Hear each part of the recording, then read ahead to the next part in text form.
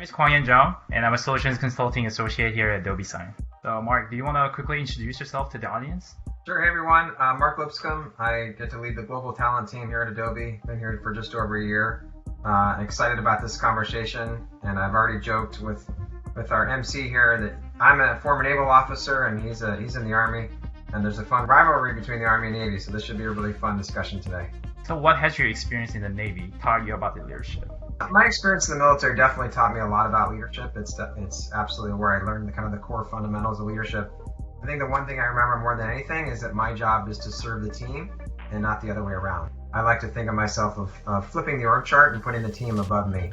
And ultimately what the military taught was it's all about, first and foremost is to take care of your team and put others' needs ahead of yours. Absolutely. So when I think about the time I was going through military training and various missions, it's really hard to stay motivated, but when you have the right leader who cares about you, knowing that you're being taken care of, it makes the mission a lot smoother and easier. So yeah, I absolutely agree on that. So during Adobe For All Summit 2019, you've specifically talked about how everyone is capable of leading each other. So how do you foster that leadership on your team to grow them to be a leader like you?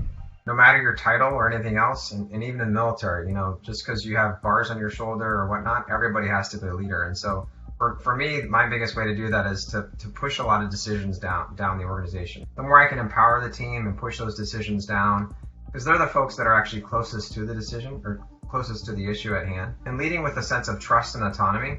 Nobody likes to be micromanaged. As long as we've got the right people on board, we should be able to trust them and give them as much autonomy as possible. And ultimately let them, as I mentioned, make the decisions and be the ones that are ultimately responsible for whatever project they might be working on. We're truly going through a unique time of the year. If there's one word that's anchoring to you this time, what is it and why? 2020 has been, as we've said, the most unprecedented, year for any of us.